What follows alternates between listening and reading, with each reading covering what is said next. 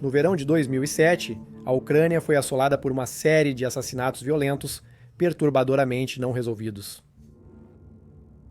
As vítimas sofreram intenso trauma por força contundente, enquanto outras tiveram chaves de fenda inseridas através de seus crânios.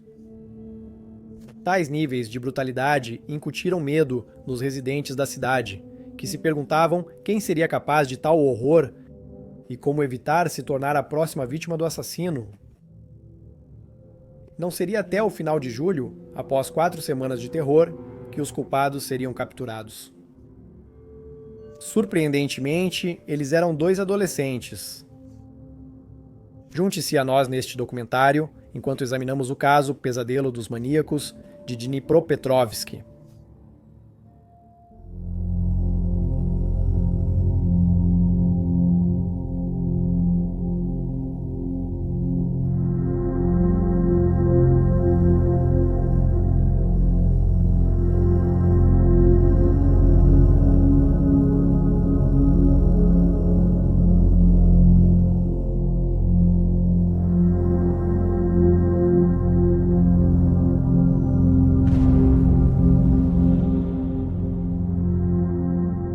Obrigado.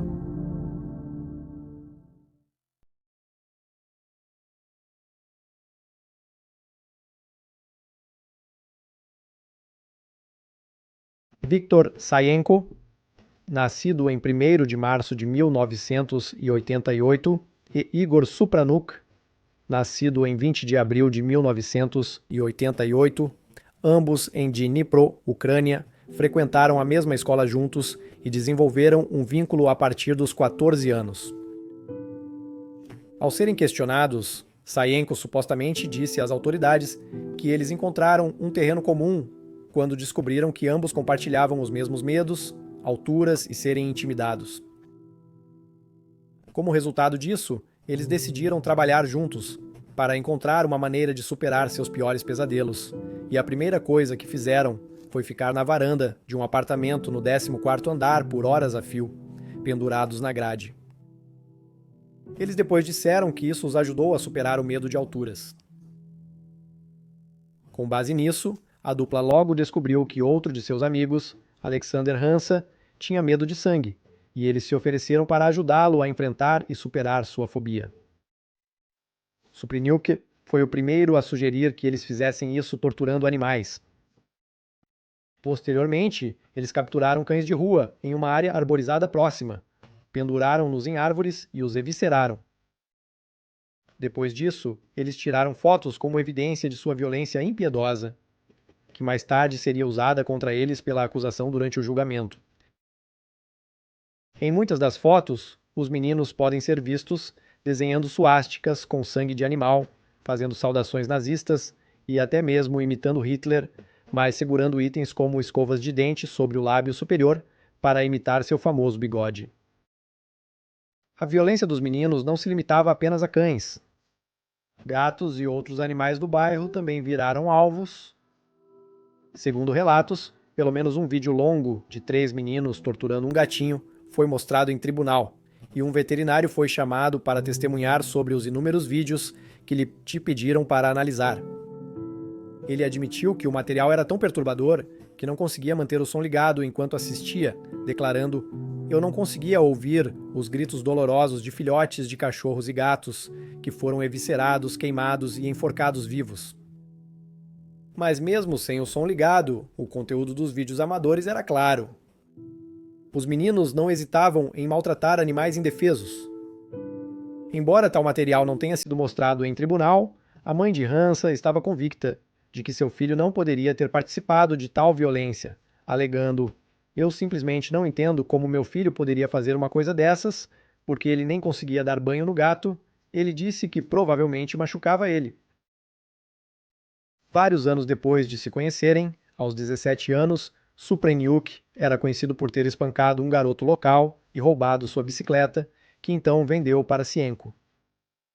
Supreniuk era, segundo relatos, o mais violento dos meninos, com um temperamento explosivo e propensão a perder o controle.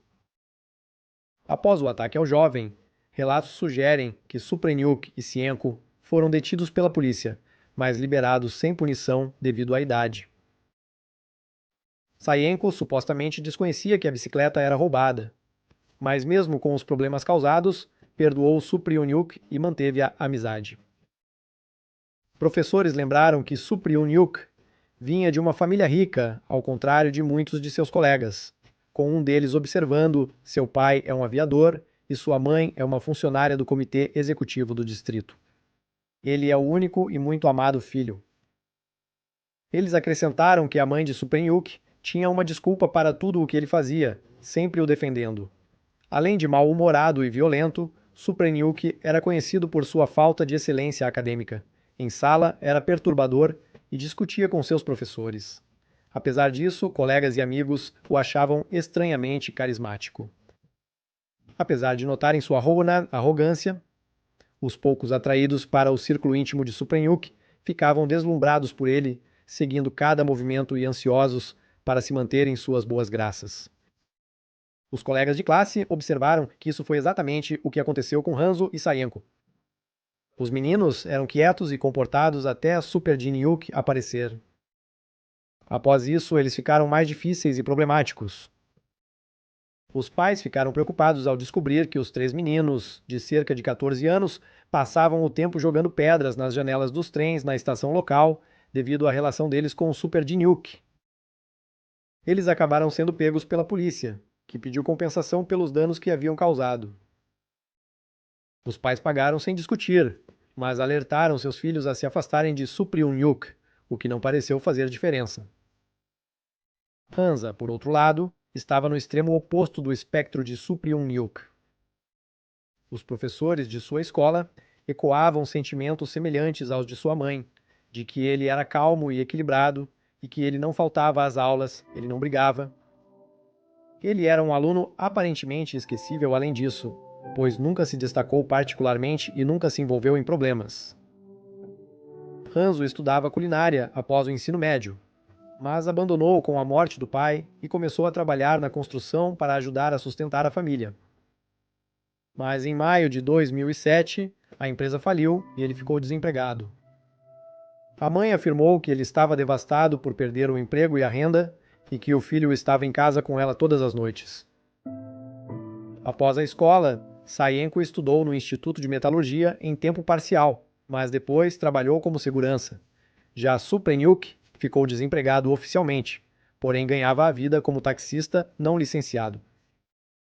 Pouco após iniciar o trabalho, Suprioniuk pareceu ter uma ideia. Com o auxílio de Sayenko e Hansa, ele iniciou os roubos aos passageiros. De acordo com relatórios, no entanto, Hansa não gostava dessa vida de crime, e embora tenha participado de pelo menos 2 roubos, ele recusou participar de mais.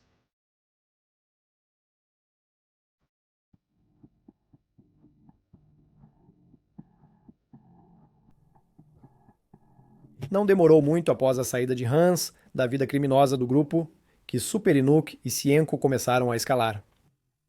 Simplesmente roubar pessoas não era suficiente. Um ex-colega dos meninos afirmou posteriormente à mídia que suas primeiras experiências matando animais eram um prelúdio para algo maior. Observando, parece que no 7º ano, Igor Suprioniuk desenvolveu uma nova obsessão. Ele decidiu verificar se tinha a força mental para matar. Ele decidiu testar-se em gatos e cachorros. É possível que a escalada de matar animais para roubar humanos para matar humanos fosse tudo parte de algum tipo de teste que o Superdiniuk havia se proposto. Os investigadores afirmaram que a escalada dos meninos foi motivada pelo tédio, levando-os a decidir caçar suas vítimas como forma de diversão. No entanto, uma reportagem notou que o mesmo colega de classe ouviu dizer que os meninos eram muito ligados em videogames e que, através de fóruns, eles encontraram estranhos que incentivavam seus crimes e ofereciam dinheiro se eles completassem filmes snuff. Uma vez, Sienko me disse que Suprioniuk contatou o proprietário de um site estrangeiro na internet e ele ordenou que ele fizesse um vídeo muito legal por uma grande recompensa, afirmou o colega de classe. A namorada de Suprioniuk lembrou que os meninos disseram: "Ficaremos ricos quando matarmos 40 pessoas." mas ela acreditava ser uma piada interna que desconhecia. Independentemente do motivo, o fato permanece claro. No verão de 2007, Suprinuk e Sayenko decidiram escalar seus crimes.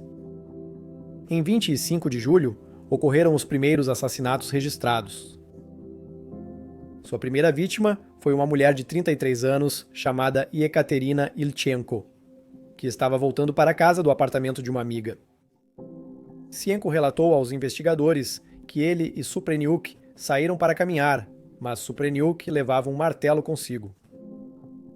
Quando Yekaterina passou por eles, ele se virou e a atingiu na lateral da cabeça com seu martelo.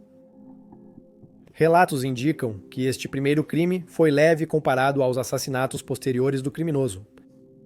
Não houve golpes repetidos ou violência extrema demonstrada neste momento, mas infelizmente o único golpe foi fatal e o corpo de Yekaterina foi descoberto por sua mãe às 5 da manhã do dia seguinte. Depois que os dois jovens de 19 anos mataram Yekaterina, eles continuaram com a noite e dentro de uma hora atacaram e mataram Roman Tatarevich, que estava dormindo em um banco não muito longe do primeiro local do crime. Foi durante este ataque que os rapazes aumentaram seu nível de violência, esmagando a cabeça de Roman com objetos contundentes várias vezes, estilhaçando seu crânio e tornando-o irreconhecível. Notavelmente, um relatório posterior da mídia ucraniana observou que uma terceira parte havia informado à polícia que os dois homens haviam se gabado de matar duas pessoas, um homem e uma mulher, em junho, enquanto estavam de férias na vila de Kirilovka. A dupla estava pedindo carona na estrada quando Suprinuk e Sienko pararam no Daizu e ofereceram uma carona, que eles aceitaram. Eles foram posteriormente roubados e assassinados. Os adolescentes alegaram que, por ser plena luz do dia, não podiam deixar a dupla ir, pois eles tinham visto bem o carro e poderiam identificá-los. Portanto, eles afirmaram que tinham que matá-los. Este terceiro, Daniel Kozlov, um amigo da dupla, disse aos investigadores que eles falaram do crime casualmente, como se já tivessem feito isso antes. Menos de uma semana depois, em 1º de julho, os corpos de mais duas vítimas foram descobertos na cidade vizinha de Samar, conhecida na época como Novomoskovsk. As mortes de Yevgeny Grishchenko e Nikolai Surchuk foram tremendamente violentas. Foi observado mais tarde que os assassinos só saíam para selecionar vítimas à noite, e os promotores notaram que os jovens não se concentravam em um gênero, classe social ou faixa etária específicos. Qualquer pessoa poderia ser um alvo, porém os vulneráveis e desavisados eram mais visados por serem mais fáceis de dominar. Crianças, deficientes, idosos, sem teto ou intoxicados eram todos alvos ideais. Um objeto de metal pesado, geralmente um martelo ou barra de aço, era o mais usado nos crimes. As vítimas sempre eram atingidas primeiro na cabeça. Ocasionalmente roubavam pertences valiosos das vítimas, mas nem sempre. Um policial afirmou que eram capazes de roubar celulares e deixar para trás joias de ouro. Na noite de 6 de julho, mais 3 pessoas foram mortas em Dnipro. Ergo Neshvaloda foi o primeiro a morrer. Ele era um recruta militar que havia sido recentemente dispensado e que foi atacado enquanto voltava para casa de uma boate. Assim como Yekaterina, sua mãe encontrou seu corpo na manhã seguinte, ao lado do prédio onde moravam. Na esquina, Yelena Shram, guarda de segurança de 28 anos do turno da noite, foi morta. Sienko contou aos investigadores durante sua confissão que quando ela caminhou em direção a eles, Suprinuk a atingiu com um martelo e continuou a bater nela mesmo depois que ela caiu no chão. Enquanto ela carregava uma sacola de roupas, os dois jovens a roubaram, usaram o conteúdo para limpar o martelo e descartaram a sacola.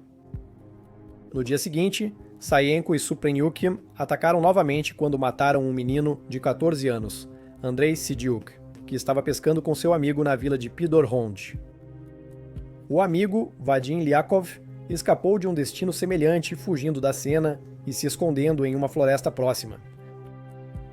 Ele conseguiu fornecer à polícia uma descrição dos dois jovens, notando que nunca os tinha visto antes. 5 dias se passaram até o próximo ataque da dupla.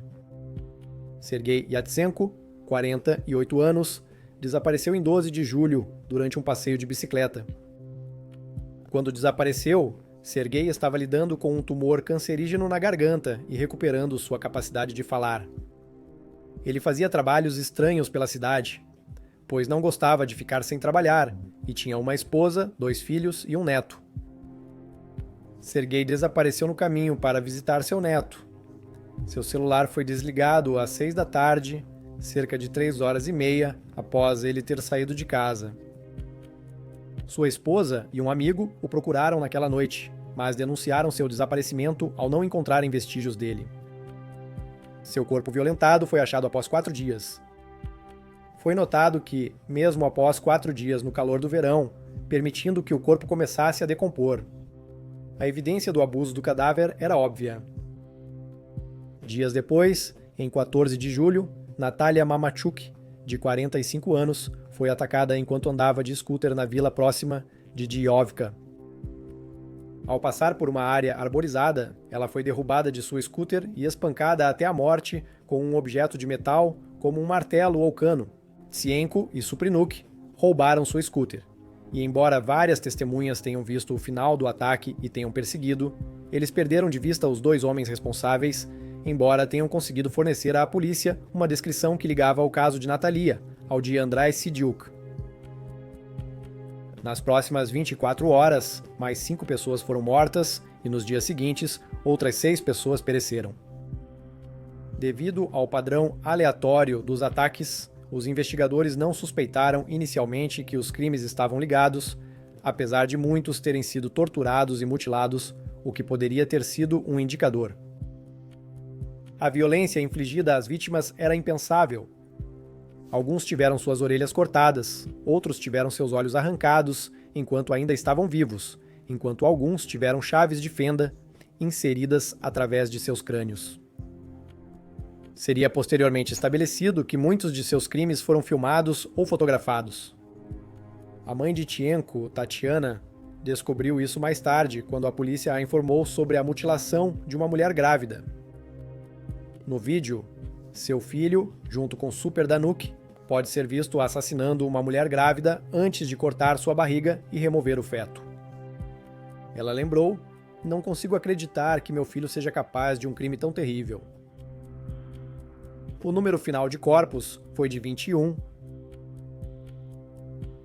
As ações da polícia, após o início dos assassinatos, foram fortemente criticadas pela mídia.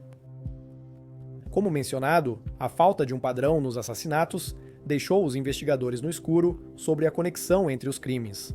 Como resultado, ninguém na cidade foi alertado sobre a natureza perigosa dos eventos.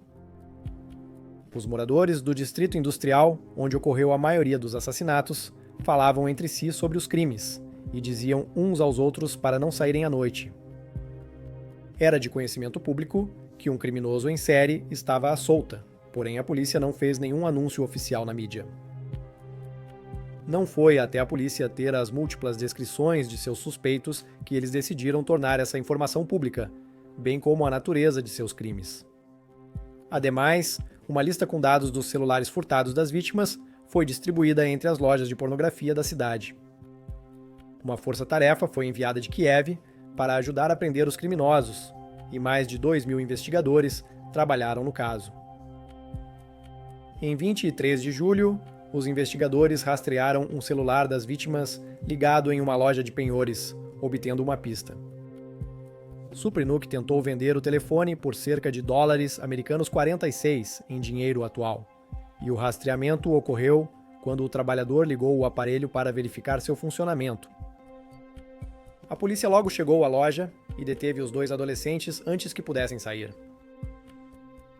Alexander Hanza também foi preso. Ele estava no meio de jogar celulares e outros objetos de valor no vaso sanitário quando a polícia o prendeu em sua casa. Apesar dos investigadores saírem sem as evidências, elas foram coletadas posteriormente quando moradores reclamaram de canos entupidos, e um encanador as recuperou. Muitos dos dispositivos pertenciam aos meninos, mas a maioria das filmagens já tinha sido perdida. Os próprios telefones não eram evidência suficiente para condenar Sayenko e Suprenyuk, mas ao conversar com amigos dos dois jovens, os investigadores conseguiram reunir mais informações e construir um retrato de sua entrada no crime violento. Uma de suas testemunhas mais valiosas foi o já mencionado Daniil Kozlov, que testemunhou contra o grupo em tribunal.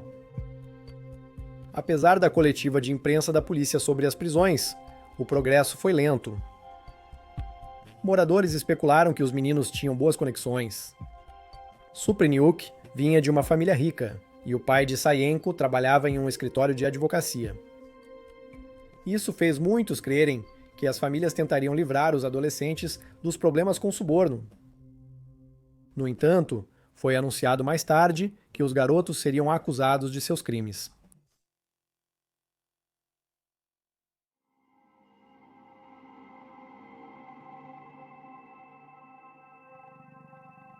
Suprenyuk, Sayenko e Hansa foram todos acusados de envolvimento em 29 crimes, divididos em 21 assassinatos e 8 agressões onde as vítimas sobreviveram.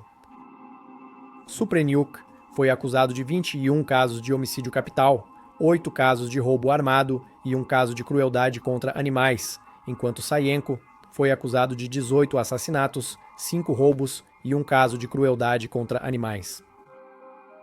Como acreditava-se que Hanzo não estava diretamente envolvido nos assassinatos, ele foi apenas acusado de 2 casos de roubo armado, referindo-se aos 2 roubos que ele participou com amigos, antes dos assassinatos começarem em junho de 2007. Os 3 homens confessaram rapidamente, mas Suprenyuk retirou sua confissão mais tarde. Seu advogado tentou entrar com um pedido de inocência por insanidade, mas isso foi rejeitado. O pai de Tsienko não acreditava que seu filho fosse responsável e alegou que a dupla havia sido incriminada para encobrir os crimes de alguém com muito mais dinheiro e poder. Ele afirmou que os parentes de alguns indivíduos ricos haviam sido originalmente investigados em conexão com o caso, um dos quais era sobrinho de um alto funcionário, enquanto o outro era filho do vice-chefe de polícia da região. Apesar dessas alegações, nenhuma evidência foi encontrada para apoiá-las. Na verdade, a maioria das evidências apontava para Suprenyuk e Tsienko como responsáveis. As evidências incluíam roupas ensanguentadas, celulares e bens roubados encontrados nos canos do prédio, o flagrante dos 2 homens com o telefone da vítima, o testemunho de Daniel Kozlov e os vídeos e fotos recuperados de seus dispositivos. A acusação pediu prisão perpétua para Suprenyuk e Tsienko e 15 anos de trabalho forçado para Hansa. Uma das evidências mais vitais foi um vídeo que vazou na internet chamado 3 Caras, um Martelo. Mostra o assassinato de Sergei Yatsenko, de 48 anos, que pode ser visto deitado de costas enquanto é atingido repetidamente com um martelo envolto em um saco plástico. Ele é empalado no olho e no abdômen com uma chave de fenda e atingido novamente com um martelo. O assassinato de 6 minutos termina com um dos adolescentes sorrindo para a câmera antes de voltarem para o carro e discutirem o que acabaram de fazer, mal registrando o fato de que tiraram uma vida humana sem pensar 2 vezes. Eles riem de alguns detalhes grotescos do assassinato antes de limparem as mãos no martelo. Disse que Suprenyuk é principalmente o que aparece na câmera, enquanto Tsienko é o que está por trás dela. Outras fotos recuperadas de seus dispositivos incluíam eles mostrando o dedo do meio para os caixões e lápides de suas vítimas e mais abusos de animais, incluindo imagens de cadáveres mutilados. Mais de 300 imagens e 2 vídeos foram mostrados no tribunal. Quando perguntaram a Suprenyuk e Tsienko se reconheciam as pessoas em suas imagens, eles disseram que não, ao que o juiz supostamente lhes disse: "Vocês não são cegos." Um especialista em alterações de vídeo e imagem testemunhou que o material original não havia sido adulterado. A defesa alegou que os adolescentes foram incriminados como parte de um acobertamento. Isso se deu em parte porque a defesa de Tsienko foi liderada por seu pai, um advogado a quem Tsienko solicitou após descobrir que seu advogado designado tinha apenas 2 meses de formado em direito. Igor Tsienko fez várias alegações na defesa de seu filho, mencionando registros mal mantidos, problemas nas entrevistas policiais e alegando buscas ilegais em sua residência. Ele também alegou que um vídeo de seu apartamento mostrava a evidência após ser descoberta, mas não o momento da descoberta, sugerindo que ela havia sido plantada. Igor alegou que 3 pessoas foram presas pela polícia por um dos assassinatos, mas foram registradas com nomes falsos e não se pareciam com os 2 adolescentes presentes no tribunal. A defesa de Cienko alegou que eles tinham uma dependência psicológica de Suprinuk, considerado por eles como o líder de toda a operação. Eles alegaram que Suprinuk constantemente ameaçava Cienko para que ele concordasse com seus planos e não fosse a polícia, acrescentando que Cienko, como resultado disso, temia por sua vida. Zienko testemunhou no tribunal que vivia com medo de seus amigos desde os 16 anos.